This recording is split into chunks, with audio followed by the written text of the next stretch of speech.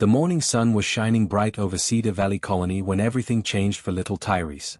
The 6-year-old boy was playing with his toy spaceship near the garden fence, making whooshing sounds as he flew it through the air. His grandmother Anita was hanging clothes on the line nearby, humming an old song from Earth. Boom! Crash landing on planet Zoom Zoom. Tyrese giggled, making his plastic ship dive into the soft dirt. He was completely lost in his imaginary world, creating stories about brave space explorers and friendly aliens. Suddenly, the bright sunny day turned dark. A massive shadow fell across the entire playground area. Anita looked up from her laundry basket, squinting at the sky. Other parents started pointing and gasping. Children stopped their games and stared upward with open mouths. What they saw made no sense at all. A creature straight out of ancient legends was descending from the clouds. It looked like the dragons from old storybooks, but this one was real and absolutely enormous. Its scales shimmered like purple jewels in the sunlight, and its wings were so wide they seemed to stretch forever. Golden eyes, bigger than dinner plates, scanned the colony below. "Run! Everyone get inside!" shouted Mr. Thompson, the colony's security chief. Parents grabbed their children and rushed toward the buildings. Alarms started blaring throughout the settlement. Defense towers powered up their energy shields, ready for battle. But little Tyrese just stood there in the garden, still holding his toy spaceship. He tilted his head to one side, watching the magnificent creature with pure wonder instead of fear. While everyone else was screaming and running, he was thinking about how beautiful the dragon looked against the blue sky. The dragon landed gracefully in the center of the colony square. The ground trembled slightly under its massive weight, but it moved with surprising gentleness. Up close, everyone could see that this was no ordinary space creature. Ancient wisdom gleamed in those golden eyes, and strange symbols glowed softly along its neck. "I am called Nyxandra," the dragon spoke, and her voice sounded like distant thunder rolling across mountains. Every person in the colony could hear her clearly, even though she wasn't shouting. "I seek the young human child." Security teams surrounded the area, weapons ready, but they hesitated. Something about the dragon's tone wasn't threatening. She sounded sad rather than angry, lonely rather than dangerous. Tyrese stepped forward, completely ignoring his grandmother's frantic whispers to come back. He walked right up to the enormous creature without a trace of fear in his small body. "Are you really a dragon?" he asked in his sweet, curious voice. "I've read about dragons in my picture books, but I never thought they were real. You're even more awesome than the drawings."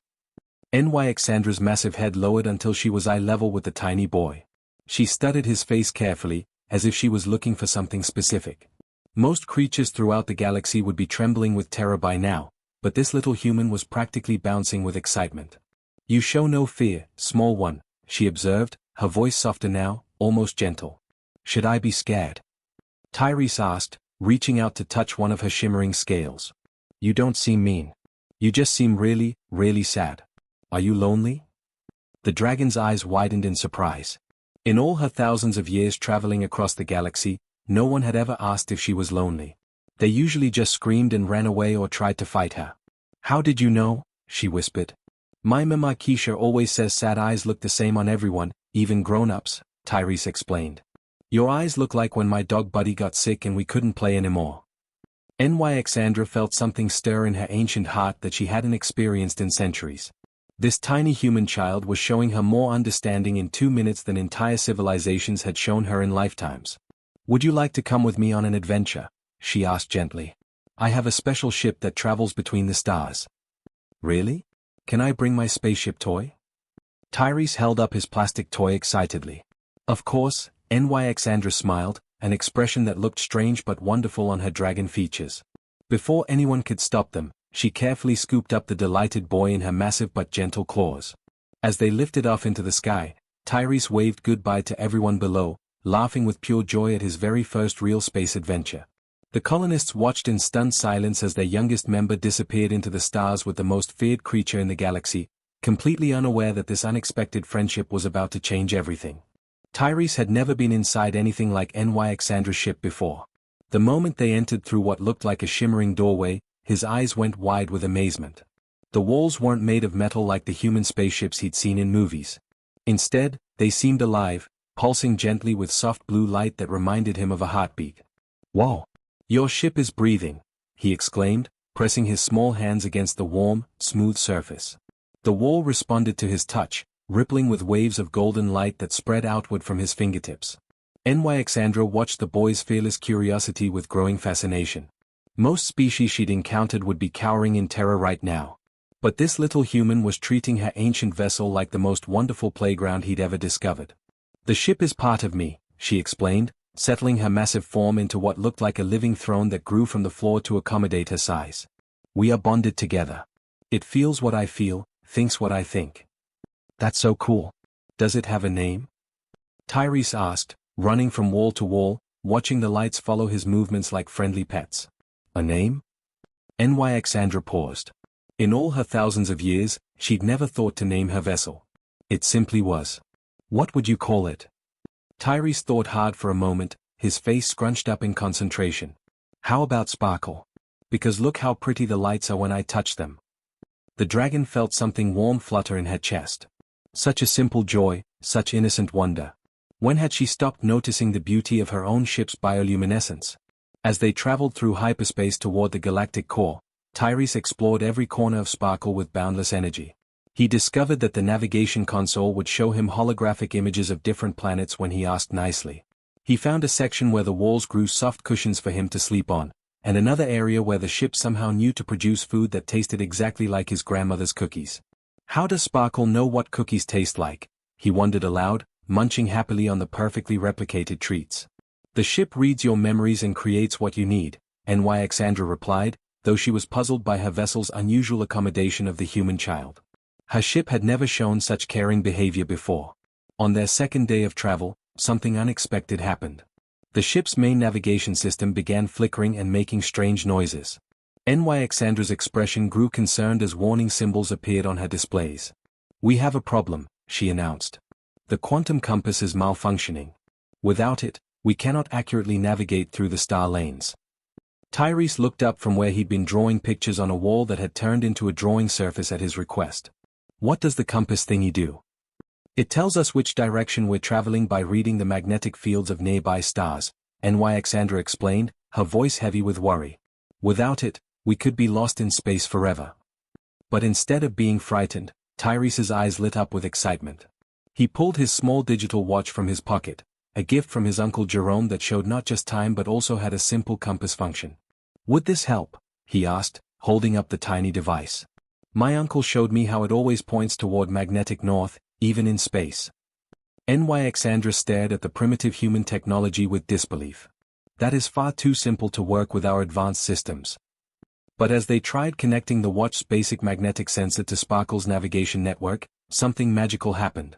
The ship's systems suddenly stabilized, using the watch's straightforward magnetic readings as a reference point to recalibrate its complex quantum calculations. "How did you know that would work?" Nyxandra asked in amazement. "I didn't know for sure," Tyrese shrugged. "But my dad Devon always says sometimes the easiest answer is the right one. Plus, it seemed like Sparkle was just confused, like when I can't find my way home and need to look for familiar things." Over the following days, Tyrese continued to surprise the ancient dragon with his uniquely human perspective. When the ship's bioneural network seemed sluggish, he suggested they might be bored and started telling them stories about his pet hamster's adventures. Incredibly, the networks perked up, processing information faster than they had in centuries. When Nyxandra seemed sad during their long conversations about her dying people, Tyrese would spontaneously give her gentle hugs around whatever part of her massive form he could reach, or share funny memories about his little sister Zara's first attempts at walking. "You are unlike any being I have encountered in 3,000 years of life," Nyxandra admitted on their fourth day together. "Your species possesses something we have lost." "What's that?" Tyrese asked, currently upside down on what had become his favorite cushion. "Hope," she said softly. "And the ability to find joy in the smallest things." As they approached their mysterious destination, neither of them knew that this simple human gift of wonder was about to save an entire ancient civilization. When Sparkle finally arrived at their destination, Tyrese pressed his nose against the viewing window and gasped. They were approaching what looked like a floating castle made entirely of crystal, orbiting around a dying star that glowed with soft purple light. The structure was enormous, with towers that twisted and spiraled like frozen lightning, and bridges that seemed to be made of solid starlight. "Welcome to my home," Nyxandra said quietly, her voice carrying a sadness that even little Tyrese could feel. As they docked with the crystal fortress, Tyrese noticed something strange. The place was incredibly beautiful, but it felt empty somehow. Like a museum after all the visitors had gone home. Their footsteps echoed through vast hallways lined with the most amazing things he'd ever seen. There were sculptures that seemed to move when you weren't looking directly at them. Walls covered in swirling patterns that told stories of distant worlds. Rooms filled with floating crystals that hummed with soft music. Everything was perfect, magical, and completely lifeless. "Where is everyone?" Tyrese asked, his small voice bouncing off the crystal walls. "Do you live here all by yourself?" Alexandra's massive form moved slowly through the corridors, her claws clicking softly on the smooth floor. "There are others of my kind scattered throughout the galaxy, but we rarely gather anymore. We have grown apart over the centuries." They entered an enormous circular chamber with a domed ceiling that showed the swirling cosmos above. In the center sat a chair made of what looked like crystallized starlight, clearly meant for someone of Alexandra's size. Around the walls were thousands of glowing orbs, each one pulsing with different colors. "What are those pretty lights?" Tyrese asked, walking up to examine them more closely. "Memories," Alexandra replied, settling into her throne-like chair. "Each orb contains the preserved history of a civilization that once existed. Some are from species that died out naturally. Others from worlds that destroyed themselves. A few are from peoples who simply faded away." Tyrese reached toward one of the glowing spheres, and suddenly the air filled with images of beings that looked like walking flowers, dancing and celebrating under twin suns. The vision was beautiful but somehow sad, knowing these flower people were gone forever. "That's really sad," Tyrese said softly. "But why do you keep all these memories if they make you feel bad?" Alexandra was quiet for a long moment, staring at the cosmic display above them. When she finally spoke, her voice was barely above a whisper. "My people, the Zirathni, are dying out too. Not from war or disease or old age. We are dying from something much worse." She paused, as if the words were difficult to say. "We are dying from loneliness." "Loneliness?" Tyrese asked, climbing up onto a smaller crystal seat that had grown from the floor to accommodate him. "But you're not alone. I'm here with you." "Yes, little one, but you don't understand yet. My people live for thousands and thousands of years. We become so smart, so wise, that we forget how to feel simple emotions. We forget how to laugh, how to play, how to be excited about small things. We become trapped in our own intelligence." Alexandra gestured to the memory orbs around them. "Each generation of my people becomes more isolated than the last. We spend centuries studying the universe, learning everything there is to know, but we lose the ability to enjoy what we've learned. We become like living statues, existing but not truly alive." Tyrese frowned, trying to understand. "That sounds really lonely and boring." "It is," Alexandra agreed. "And eventually, we just stop caring about anything. We stop talking to each other. We stop exploring. We stop living, even though our bodies continue to exist. That is how the Zirathni will end. Not with a bang or a battle, but with silence." The little boy was quiet for a moment, thinking hard. Then he asked the question that changed everything. "But why did you take me? What can I do about something so big?" Alexandra's golden eyes focused on him with intense hope.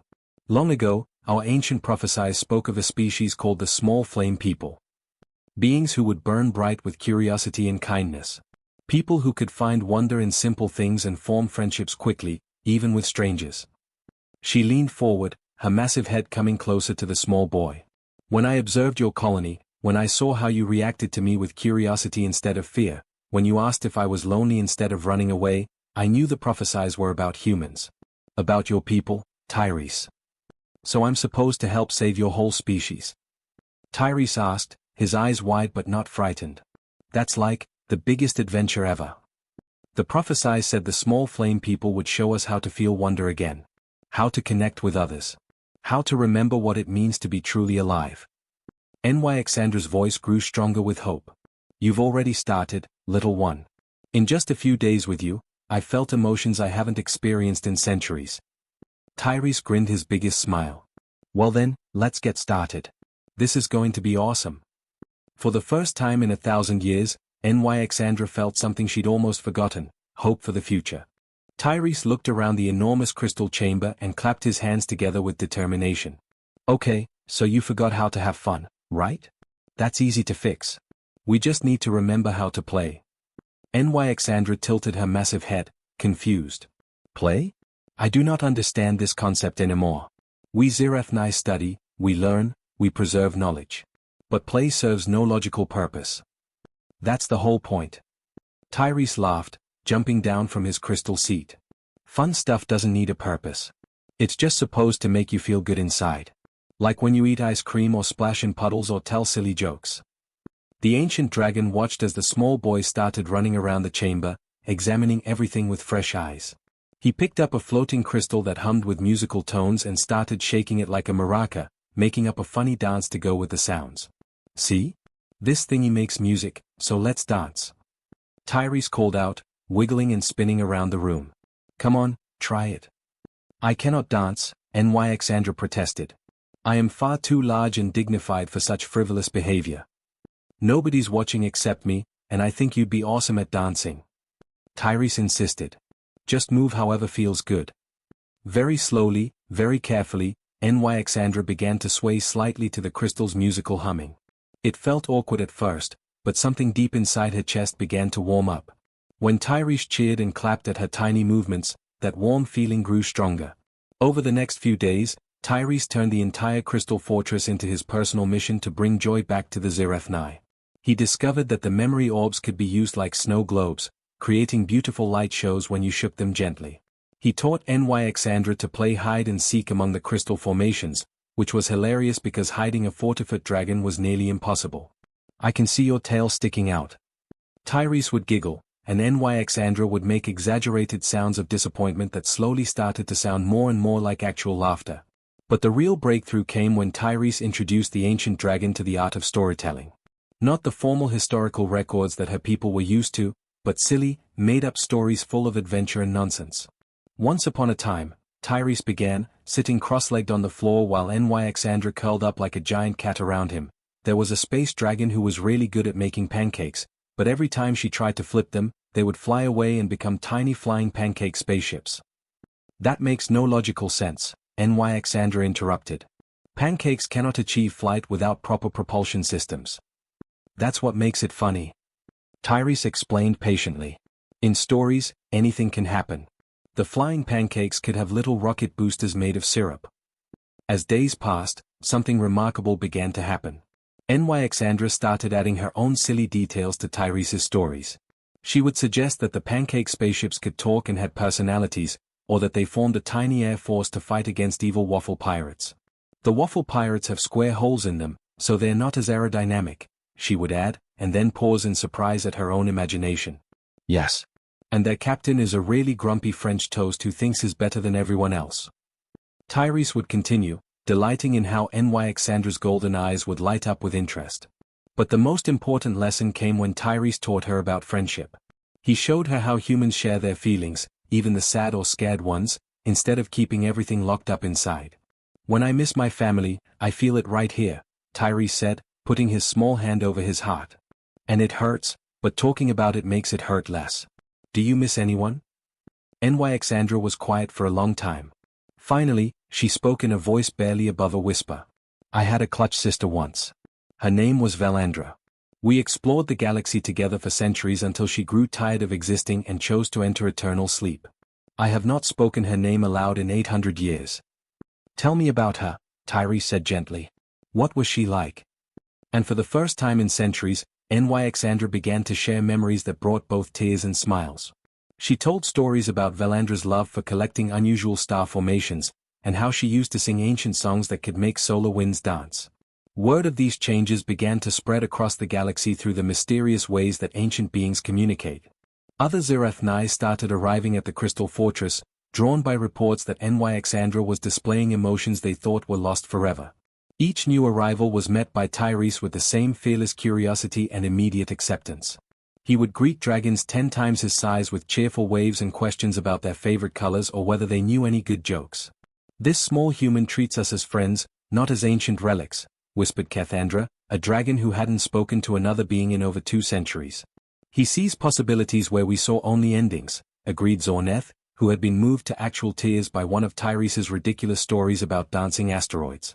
The fortress that had been silent for millennia now echoed with sounds that had been forgotten. Conversation, laughter, and something that might actually be called happiness. 3 weeks had passed since Tyrese disappeared from Cedar Valley Colony, and the rescue fleet finally traced the energy signature of the Dragon's ship to the galactic core. Captain Rodriguez prepared her crew for the worst possible scenario as they approached the massive crystal fortress orbiting the dying star. "All weapons ready," she commanded grimly. "We're dealing with one of the most dangerous species in known space. That little boy could be in terrible danger." But as their ships drew closer to the fortress, something unexpected happened. Instead of being attacked, they received a cheerful communication signal. A familiar voice crackled through their speakers, full of excitement and joy. "Captain Rodriguez. Captain Rodriguez. You came to visit." It was Tyrese, sounding happier and more energetic than anyone had heard him before. "Wait until you see my new friends. They're so awesome." The rescue team exchanged confused glances. This wasn't what they'd expected at all. Through their viewing screens, they could see the boy waving enthusiastically from what appeared to be a crystal balcony, completely unharmed and obviously delighted to see them. "Tyrese, are you okay? Are you hurt?" Captain Rodriguez asked urgently into her communicator. "I'm great. Better than great. I'm having the best adventure ever," came the reply. "NYXandra taught me how to fly between the crystals, and Cathandra knows songs that make the stars twinkle different colors, and Zorneth can juggle actual comets. Did you know dragons are really good at juggling?" The rescue fleet docked cautiously with the fortress, expecting traps or tricks. Instead, they were greeted by the most incredible sight any of them had ever witnessed. The crystal halls, which should have been cold and threatening, were filled with warm laughter and conversation. Ancient dragons, beings that were supposed to be solitary and dangerous, were gathered together like a family at a reunion. "Welcome, humans of Cedar Valley," NYXandra's thunderous voice echoed through the chamber, but it carried warmth instead of menace. "Your young one has brought us the greatest gift imaginable." Captain Rodriguez stepped forward cautiously, her hand still near her weapon. "What gift? What have you done to our child?" "Done to him?" NYXandra's massive head tilted in confusion. "He has done everything to us. He has saved my entire species from extinction." Tyrese came running up to the rescue team, practically bouncing with excitement. "Captain Rodriguez. Uncle Darius. Miss Chen. You have to hear what happened. I helped teach the dragons how to be happy again." What followed was the most extraordinary story the rescue team had ever heard. As Tyrese chatted away, describing games and jokes and friendship lessons, the adult humans began to understand the magnitude of what had occurred. This wasn't a kidnapping at all. It was a cultural exchange that had prevented the death of an entire ancient civilization. The Zirathni were dying from loneliness, NYXandra explained to the amazed humans. "We had become so focused on knowledge and wisdom that we forgot how to feel joy. But your species, your children especially, possess something we had lost completely." "What's that?" asked Dr. Williams, the colony's chief scientist, still struggling to process what she was seeing. "The ability to find wonder in simple things," replied Cathandra, her voice gentle despite its size. "To form bonds instantly, without fear or prejudice. To laugh at things that serve no practical purpose except to bring happiness." Tyrese nodded enthusiastically. "I just showed them how to play games and tell funny stories. And they taught me about star songs and crystal growing and how to read the colors in space clouds. It was like the best trade ever." The implications began to dawn on the human delegation. Captain Rodriguez slowly lowered her weapon as she realized they were witnessing the beginning of something incredible. "Are you saying, you want to form an alliance with humanity?" "More than an alliance," NYXandra said, her golden eyes glowing with renewed life. "We propose a partnership. Our ancient knowledge and technology, shared freely with your people. In exchange, we ask only for what Tyrese has already given us, the gift of emotional connection and wonder."